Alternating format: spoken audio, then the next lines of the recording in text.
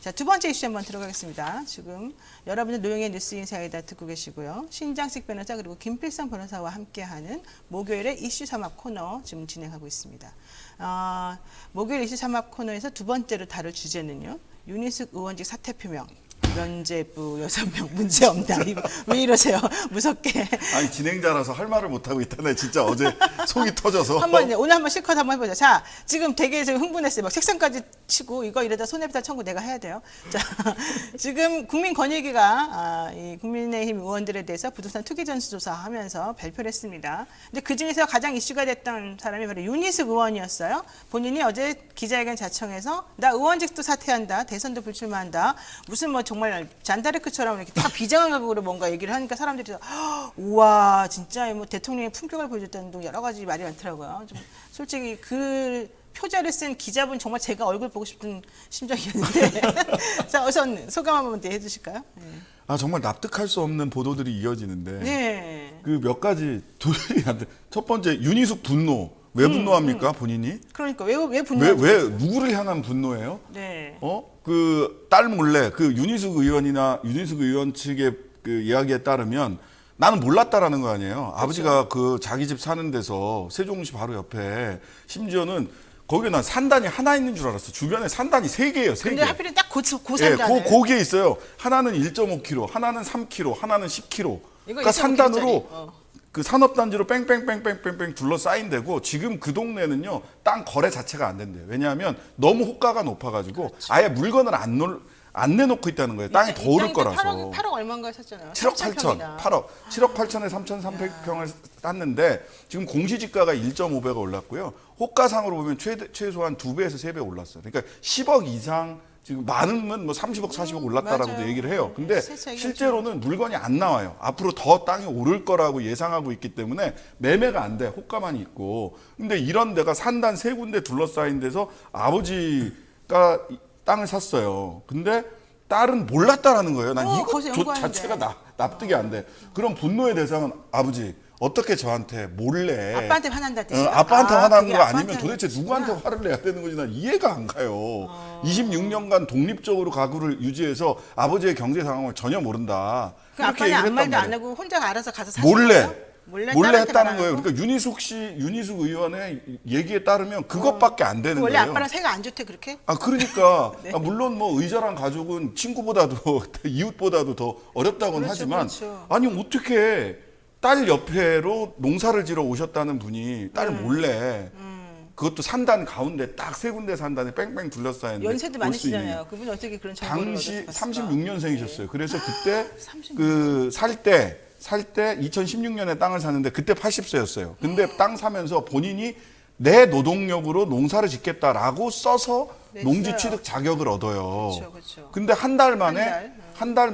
다른 분들한테 1년에 쌀 7가마니 세상에 1년에 쌀 7가마니 받기 위해서 그러니까 농지를 빌려서 이제 그 농사를 짓게 하기 하는데 위해서 1년에 쌀 7가마니 그 도지를 받기 위해서 8억을 8억을 돈을 투자하는? 투자를 하는 사람이 세상에 어디 있습니까? 근데 이 부분에 대해서 왜 한 달 만에 했느냐라고 하니까 어머니가 갑자기 아프셨다. 농사를 지을 수 없었다. 부인이 아팠다는 거죠? 예, 그러니까 그 아버지가. 아버지의 어머니, 아버지의 부인이 아버지가 흥분해가지고 정보가, 예. 그랬다는 거예요. 이게 납득이 갑니까? 뭐 그걸 그렇다고 칩시다. 그러면 그랬다고 쳐.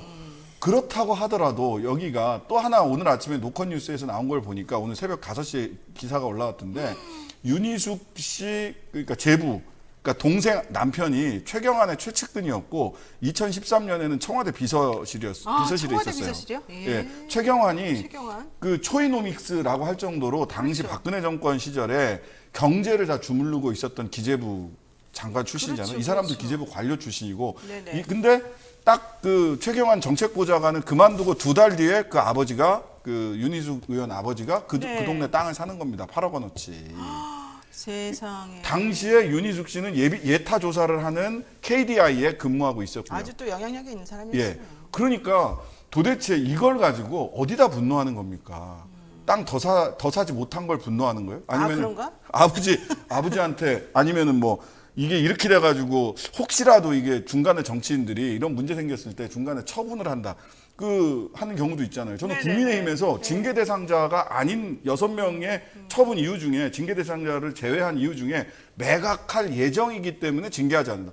그것도 매각할 예정인 게 어떻게 징계를 면하는 이유가 됩니까? 네. 말이 안 되거든요. 그러니까 네. 근데 이걸 놓고 뭐 품격, 눈물, 신의 한 수, 더 크게 쓰일 것, 연좌제 이런 얘기를 하는 걸 보면 그러니까 연좌제의는 왜 하는 거예요? 왜 울고? 예, 대표는 왜 그러니까 울고? 이준석의 눈물 어. 울면서 연좌제다 얘기를 하는데 이게 이거는- 어떻게 이건 연좌제 연좌제입니까? 아무 상관없는 거고요. 야당 탄압이다.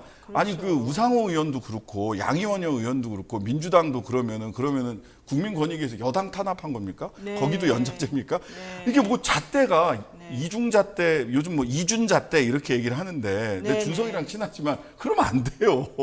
진짜 여기서 지금 그 얘기 하고 있네요. 유니스 가버님 전직이 뭡니까? 모르겠습니다. 이것도 되게 좀 궁금하네요. 왜냐하면 왜냐하면 이게 왜 네. 전직을 궁금해하시는 네. 이유는 뭐냐면 자금이 어디서 왔느냐. 그리고 그러니까 궁금한 거죠. 그리고 혼자 그렇게 가서 하셨다면 어쨌든 그런 쪽으로 좀 뭔가 정보가 좀이라도 있는 분이어야지 어떻게 혼자 가서 하셨어요? 아니 그러니까 우리 보면 네. 그 최은순 씨가 책임 면제 각서 쓸 때 이거는 누군가 법조인의 조력이 있었다. 특히 그렇죠. 가족이나 그렇죠. 매우 친한 사람 아니겠느냐. 네, 근데 네. 이 정도 80세 노인이 원래 동대문 사세요. 주소지가 동대문이야. 이것도 웃겨. 이거 주민등록법 위반인데 이거 국민권익위 조사가 딱 되니까 세종시로 주소를 옮겨요. 조사 끝나니까 다시 동대문으로 다시 옮기죠. 주소를 네, 다시 가요. 가져가. 네, 네. 이건 너무 눈 가리고 아웅 아닙니까? 이런 게 안 밝혀질 거라고 생각을 했나? 그리고 지금 이런 얘기도 하시네요. 세종시가 3년 전에 50만 원이었대요, 평당. 근데 지금 시가는 200만 원이 넘는데요. 그게 이제 사람마다 부동산마다 저도 알아보니까 부동산마다 시가가 조금씩 달라. 어쨌든 달라. 공시지가는 당시에 매입을 할 때 한 20만 원 선이었고 그래서 지금 75만 신고한 거는 원이라면서요. 예, 그다음에 공시지가가 50에서 75만 원 사이. 요 공시지가는 그 정도 돼요. 예. 와, 근데 개 부럽다 이런 얘기 많이 하는데 정말 부럽습니다. 어쨌든 8억이 있었다는 거잖아요. 8억이 있으셨죠. 그런데 그러니까 그 지금 8억의 현재 얼마- 출처가 궁금한 거예요. 또. 추처 궁금하고 예. 그 8억에 지금 현재 최소한 30억은 됐다는 얘기고 그런 거죠. 그걸 누가 또 물려받을 건지. 윤희숙 씨 상속하시죠. 당연히 여동생이 있다 그러니까 여동생이랑 상속 대상 나눠 아닙니까? 가지는? 예. 진짜 부럽네요. 예. 근데 어쨌든 본인은 전혀 몰랐다. 그러면서 눈물을 흘리면서 사퇴해요. 의원직을 내던져요. 그러면 이제 사퇴를 하면 이게 사퇴가 되는 게 바로 사퇴가 되는 게 아니잖아요. 아니죠. 회기 중에 아닐 때는 의장이 수리를 할 수 하고. 있지만 회기 중에는 의장이 안건으로 부의를 해가지고 국회의원들이? 대법 그 본회의에서 통과를 시켜야 돼요. 근데 지금까지 사퇴하겠다고 사퇴해서 낸 사람들 기자회견 한 사람들이 누가 있냐? 강용석, 그다음에 민병두 이런 분들 사퇴했습니까? 사퇴 안 했어요. 끝까지 다 갔습니다. 안건은 부의를 안 해요. 이게 지금까지 국회 관행이에요. 아니 근데 사퇴하고 싶다 그러면 사퇴해주면 되는 거 아니에요? 국회의원들 동의해주면 되지 왜 못해요? 이 하면 안 국회의원 돼요? 일단 의장이 안 올립니다. 일반적으로 의장이 안건 부의를 해야 되잖아요. 본회의에 강제로 안건 부의하는 조항은 없어요. 근데 만약에 안건을 부의했다고 치고 예. 박병석 의장이 했다고 치고 예. 그러면 국회의원들이 어쨌든 투표를 할 거 아니에요. 그래서 윤희숙 의원 그러면 의원직 하지 마세요라고 하면 되잖아요. 왜 하면 안 돼? 그 사람 꼭 할수 의원직 있지. 있어야 돼? 할 수 있지. 그러니까 내가 물어보고 싶은 거는 민주당의 전략이 뭐냐는 거야. 민주당 전략이 사실은 지금 현재로서는 잘 안 보여요. 없죠. 지금 모르겠다는 거죠. 깝깝해. 근데 이제 두 가지 시나리오가 있잖아요. 의원직 사퇴하고 싶다니까 그래요 사퇴하세요 이렇게 오케이 해주는 게 있고. 존중합니다. 이런 거. 그다음에 절대 안 됩니다 하는 게 있어요. 자 사퇴 시켜버리면은 그 사람이 나중에 나가서 서울시장 나옵니까? 그런 있을 그런 수 있다? 추측을 많이 하죠. 예, 예. 자 만약에 사퇴해버리면 의원직도 아니까 더 이상 비난을 못 합니까? 비난 받아야죠. 그렇죠. 그다음에 네, 수사 비난 못 받아요. 합니까? 수사해야죠. 그건 다 하잖아요. 네, 근데 다 오로지 해요. 서울시장 그것만 뭐 나가는 날개를 달아주는 예, 거예요. 날개를 달아주는 자, 그럼 거죠. 좋아요. 의원직 사퇴를 안 시켜줘요. 그럼 어떤 문제가 발생하죠? 의원식 사퇴를 안 시켜주면 이 뭐 문제가 특별히 하나도 발생할 건 없어요. 없어요. 내가 말한 게 그거예요. 문제가 발생할 게 없어요. 의원직 사퇴를 안 시켜줘도요. 서울시장 나가고 싶으면 나가면 되는 거예요. 나가면 그때. 돼요. 그렇죠. 예. 수사 계속 받아요. 예. 그런데 본인이 잔다르크 이미지는 유지를 계속 하겠지. 그렇죠. 왜냐하면 나는 던진다 그랬는데 나 사람들이 못 나가게 했고 예. 난 오히려 핍박받고 있다. 이런 그러니까 정치적으로 보면 어떤 그림이 딱 그려지냐면 지금 어제도 이준석 대표는 울었죠. 그다음에 울었어요. 최재형 맞아요. 뭐 네. 윤석열 캠프에서 엄청나게 말하자면 이렇게까지 얘기하면 뭐라는 하여튼 엄청나게 찬양하는 그런 발언들을 하죠. 그러면 뭐 김웅 의원은 내 친구 윤희숙은 그런 사람 아니다. 뭐 이런 얘기를 내 친구 이니스. 예, 예. 그 저분이 88학번, 친구군요. 89학번 그럴 거예요. 네. 예. 그래서 그런 얘기 하죠. 그러니까 결과적으로 보면 이제 막 상찬의 릴레이가 벌어질 겁니다. 윤희숙을 칭찬하는 릴레이. 그래야 언론에 나오니까 어느 의원도 뭐라고 얘기했다. 어느 의원도 뭐라고 했다. 조중동에서 열심히 얘기를 해줄 거예요. 그 다음에 결국은 몸값을 높여가지고 대선 캠프로 영입될 겁니다. 모셔갈 겁니다. 기자회견 해가면서 모셔가고 거기에서 여당 이재명 후보를 비롯해서 여당 후보 또는 문재인 정권의 경제 저격수 대선 후보를 상대하는 경제정책 저격수로서 저는 이번 대선에서 충분히 주가를 높이는 쪽으로 갈 거다. 아, 머리가 진짜 좋네요. 오히려 국면 전환을 꾀하는 거 아닙니까? 역발상으로? 저는 사실 그렇게 되기는 어려울 것 같고요. 아, 어려워.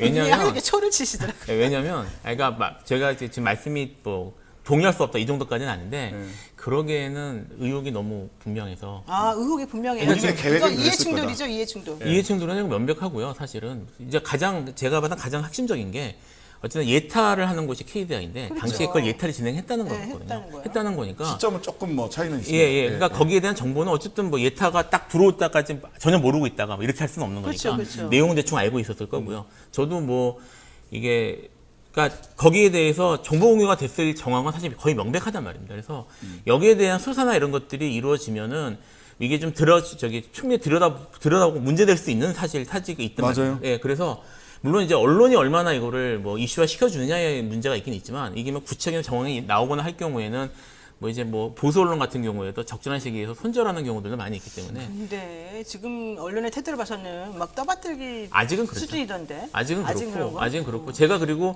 윤희석 의원 자체가 이게 지금 처음에 시작했을 때는 윤희석 의원이 이런 문제가 있을 거라는 거 아무도 뭐 사실 생각을 못했어요. 맞아요. 예, 그러니까 윤희석 의원 갑자기 왜 저러지? 갑자기 왜 저러지? 사실은 그 12명 중에 6명만 문제가 된, 이제 뭐 그렇게 삼았는데, 윤희석 의원은 문제 없다는 식으로 얘기가 네, 나온 처음에 사람이었단 말이에요. 그랬었죠. 그래가지고 지금 이제 다른 6명 거기에 대해서도 지금 이슈가 덜 되고 있지 않습니까? 네, 그러니까 네. 뭐 윤희석 의원이 그냥 입 다물고 조용히 있으면은 뭐 나중에 문제가 될지 모르겠지만 이거 그냥 묻어서 갈 수 있는 상황이었단 말이에요. 네. 그리고 뭐 아버지가 뭐 내려가서 농사 지으려고 하셨던 거고 뭐 그런 식으로 그 상태에서 그냥 적당히 했으면은 묻고 넘어갈 수 있는데. 근데 그게 궁금한 거예요. 네. 이준석 대표가 바보도 아니고 윤희석 의원이 이거 아버지 거예요. 나랑 상관없어요. 나는 아버지가 이렇게 산 것도 몰랐어요. 이렇게 말하니까 네. 아 맞습니다. 당신 이름도 아니죠? 아, 깨끗하네요. 당신은 내가 딱 해주겠습니다. 이렇게 했다는 거잖아요. 네. 그게 과연 가능해요? 바보가 아니니까 그 그렇게 하버드 나오는 분이? 어? 바보가 아니니까. 바보가 아니라서 그리고 그런 거예요? 내가 내가 이거 믿을 수 없는데 그럼 윤희석 의원에 대한 문제를 삼아야 되는 게 아니야라고 당 대표가 할 수는 없죠. 그러면 어떻게? 그러니까 이제 뻔히 그렇게 보여도 그러니까 그렇게 보여도 사실은 마사지 해가지고 일단은 가야죠. 그렇게 가는 게 맞는 거니까 저는 그거는 이해는 되는데 윤희석 의원이 이거를 화들짝 하면서 이렇게 막 사실 일을 키워서 뭐 있는 거 아니야? 뭐 있는 거 아니야? 했던 것 자체가 네. 저는 윤희석 의원이 여기에 대해서 자신이 없었던 게 아닌가 라는 생각이 좀 들어요. 그러면 그럴 이재명 수 지사 있어요. 캠프 주장에서 말하는 속보이는 사퇴쇼 이게 맞아요? 저는 그렇게 보여요. 그러니까 오히려 말하자면 이준석과 윤희숙은 왜 그랬을까를 생각을 해보면 서로 이해타산이 좀 맞아떨어지는 악어, 부분이 악어 있어요. 악어일까요? 예, 악어, 말하자면 악어 왜냐하면 이준석 대표는 이 국면을 전환해야 돼. 셀프 면죄라고 얘기가 되면서 결국은 여의도 문법 이준석이 얘기했던 방식으로 리더십을 자기 스스로의 리더십을 구축을 못하고 봐주기 셀프 봐주기 셀프 사면 뭐 이렇게 셀프 면죄부. 네. 셀프 면죄부 이렇게 가는 거 아니냐. 이준석 리더십 여전히 다 이렇게 다 뺑뺑 둘러싸여 있다. 결국은 그렇죠. 이런 비판 앞에 노출될 국면에서 윤희숙이 세게 나왔어. 네. 그러니까 이 공을 국민권익위로 공격의 포인트를 국민권익위와 그 최고의 논리 있잖아요. 야당들이 그렇죠. 주로 예, 얘기하는 예, 야당 탄압이다. 야당 탄압으로. 이거 연좌제 하면서. 예, 연좌제다 이렇게 얘기를 하면서 네. 지금 본인의 리더십의 위기를 어찌 보면 사실은 이 국민권익위 부동산 전수조사가 되면서 칼자루를 자기가 쥘 거다라고 생각을 했어요. 네, 네, 적어도 네, 제가 네. 아는 한. 근데 네. 칼자루가 자기 손 안에 안 들어왔거든 지금. 그러니까 이제 위기 국면이 있으니까 이거를 바깥으로 외부로 적을 돌리는 거죠. 아니 근데 저는 참 궁금한 게 또 이것도 있어요. 사실 제가 우리 신장식 변호사님 코너 나가서 국민의힘이 12명밖에 안 돼 생각보다 되게 작다 이렇게 생각했었다 그랬잖아요. 네. 근데 알고 봤더니 이게 본인이 개인정보 동의를 해줘야지 열람에 대한 동의를 해줘야지 이게 조사가 가능한 건데 9명은 일단 끝까지 동의를 안 해줬다는 거고 네, 국민의힘 의원 중에서 수상합니다. 그리고 또 뭐 박덕흠이라든가 누구는 이미 다 거기서 빠져버렸고 세 명 빠져 태영호까지 다 빠져버렸고 그리고 사실 또 가족이나 그러니까 법인 명의 재산에 대해서는 또 건드리지 않았다는 거잖아요. 권익위가 할 권한이 없다고. 그러니까 예. 사실은 많이 빠져나가고 그냥 남아있는 사람들 중에서 사실은 한 게 12명이면 눈 가리고 아웅식으로 해서 또 좀 퍼센티지가 나온 거다. 그래서 권익위원회 위원장이 전현희 위원장이 뭐 2배다 이런 얘기를 쓰잘데기 없이 했나 봐요. 그러니까 괜히 했어. 그거 왜 하시는지 모르겠어요. 그냥 본인은 어쨌든 그 조사에서도 빠져 있었잖아. 그냥 네. 드라이하게만 그냥 이걸 진행을 해야 되는데 네네네. 사실은 우리 열심히 한 겁니다라는 얘기를 굳이 하셔가지고. 그러니까 그리고 또 하나 또 있어요. 윤석열 제가 그때 윤석열 캠프에서는 정말 한 대 맞았다 그랬잖아요. 예, 예. 윤석열 캠프만 지금 5명이나 지금 문제가 돼가지고 뭐 면제도 안 시켜주고 그래서 약간 민망하게 만든 거 아니겠습니까? 그건 어떻게 보세요? 저 사실은 이제 전에도 제가 지난번에 왔을 때 얘기했던 것 같은데 기본적으로 지금 윤석열 캠프와 그다음에 이준석 대표 간에 계속 그런 알력 같은 것들이 좀 사실 네네. 계속 노출이 되고 있단 말입니다. 특히 이제 지금 신정희 변호사님 좀 전에 말씀하셨던 것처럼 그리고 이 사안이 어떻게 보면은 이준석 대표에게 있어서는 리더십을 확인할 수 있는 자리였단 말이에요. 근데 그게 왜냐하면 이게 여기에 대해서 강하게 밀어붙이는 모습을 보였고 여기서 내가 민주당보다 훨씬 더 강하게 나올 것이다. 뭐 이런 식의 얘기를 계속 했었는데 이게 지금 딱 내용을 보니까 5명 정도가 윤석열 캠프에 있고 이러면 사실은 강강하게 확 나가가지고 이렇게 그런 모습을 보이면서 공정하게 처리하는 모습을 하면서 확 밀어버릴 수 있는 상황이었는데 이게 확 밀렸다, 오히려 반대로 밀렸단 말이에요. 맞아요. 그래서 지금 어떻게 보면은 결과적으로 윤석열 캠프하고의 힘싸움에서 지금 이게 이제 윤희석 의원이 확 뛰면서 여기에 이 초점이 그리 옮겨가 있지만 저는 전체적으로 봤을 때는 이준석의 리더십이 회복되는 데 실패했다. 그리고 다시 한번 윤석열에게 밀렸다.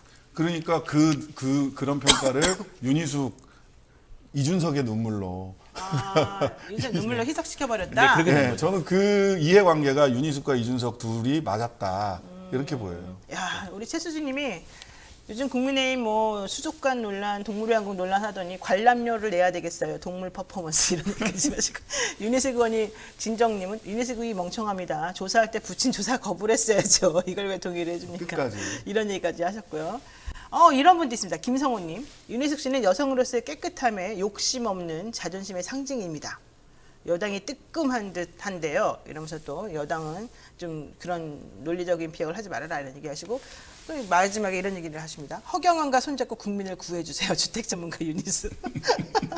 주택 전문가 아니에요. 윤희숙 씨는 재정 전문가예요. 네, 그렇습니다. 자, 어쨌든 지금 그랬는데 그랬더니 또 딴 분이 김성호 씨는 윤 여사가 보냈습니까? 저는 지금 난리가 났습니다. 자, 어쨌든 이 얘기는 이제 일단 여기까지 좀 정리를 하고요. 지금 또 새로운 거 물론 이제 홍준표 의원이 대선 후보 부동산 전수조사 카드 꺼냈지만 앞으로 이제 대선 후보들에 대해서도 한번 확인을 해봐야 될 것 같습니다. 지금 8시 13분 됐는데요. 이제 또 3분 요거 하나만 짚고 다음 주제 넘어가겠습니다. 윤희석 의원이 아침에 이렇게 김을 빼버리고 나니까 이 대선 후보들의 정책 발표회, 비전 발표회 정말 김이 빠졌고 내용도 사실은 없었다. 빗자루까지 등장하면서 무슨 학예회냐 이런 얘기까지 나왔습니다. 홍준표 의원이 말한 거였는데요. 그래도 이거는 초등학교 학예에 대한 모욕이다 이런 얘기도 나옵니다. 그렇죠. 우리 학예가 얼마나 열심히 하고 귀엽고 재밌습니까? 근데 이렇게 말하면 안 됩니다. 라고 또 하시는 분들도 있었어요. 자, 어제 정책 발표회, 비전 발표회 특히 5가지 정책에 대한 얘기를 했습니다. 5가지 윤 전 총장 입장에서 이런 건 어떻게 보셨는지 한 분씩 간단하게 대답해 볼까요? 네, 윤 총장은 제가 보기에는 예전에 ABC라고 그래서 부시가 클린턴 이후에 했을 때 anything but 클린턴이 아니라면 뭐든지 된다라고 해서 ABC 그랬는데 맞아. 어제 레토릭은 ABM이었어요. anything but 문재인. 근데 내용은 사회복지나 경제정책으로 가면은요 구체성 없는 추상적인 원칙들을 쭉 나열하는데 그 추상적인 원칙들이 원래 사회복지나 경제정책이 추상적 원칙으로 가잖아요. 집 없는 서민들에게 어쩌고 하면 서로 달라지는 게 하나도 없어요. 그렇죠. 결과적으로 똑같아. 보면 문재인 대통령이나 또는 이재명 또는 이낙연 후보들이 제시한 정책과 사회경제정책은 똑같아요. 내용상으로는. 근데 윤석열 정부에는 조국도 추미애도 김경수도 드루킹도 없습니다. 윤석열 정부가 없을 것 같다. 네, 어떻게 하실까? 사실 지금 윤석열 아까도 말씀하셨는데 네. 지금 윤석열 후보가 몸을 사리고 있고요.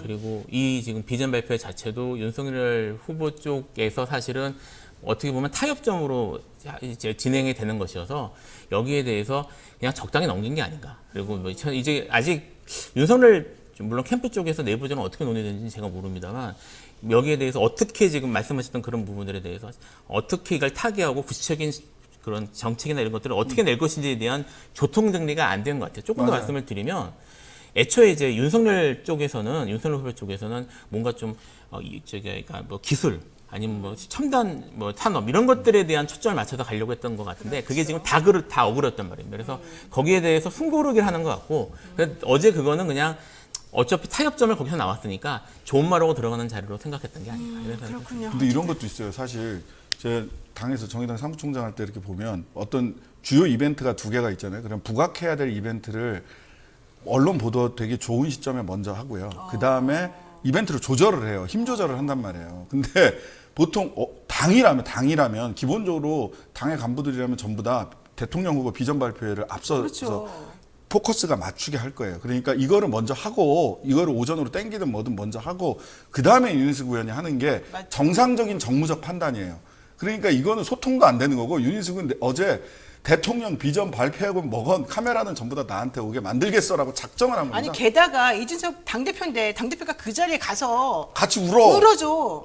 이게 말이 이상한 되냐고. 거예요. 말이 안 돼요, 사실. 정상적인 정당의 선거를 앞둔 정당의 정무적 판단의 기준으로는 납득할 수 없는 거예요. 어제. 근데 어쨌든 그 기자회견의 얘기는 뭐냐면 당을 위해서 그게 당을 위해서 당을 위해서 그렇게 했다는 거죠. 그러니까 지금 제가 좀 전에 말씀드린 것처럼 지금 이제 주요 대선 후보들 특히 윤석열 후보와 그다음에 지금 이준석 당대표의 지도부 사이에 이게 지금 사회 알력이나 아니면 권력 이런 부딪히는 게 지금 장난이 아닌 상황인 것 같아요. 네, 좋습니다. 자, 지금 여러분께서는요, 노영희의 뉴스인 사이다 지금 보고 듣고 계십니다. 신장식 변호사 그리고 김필상 변호사와 함께 목요일에 이슈 삼합 코너 지금 함께 하고 있는데요.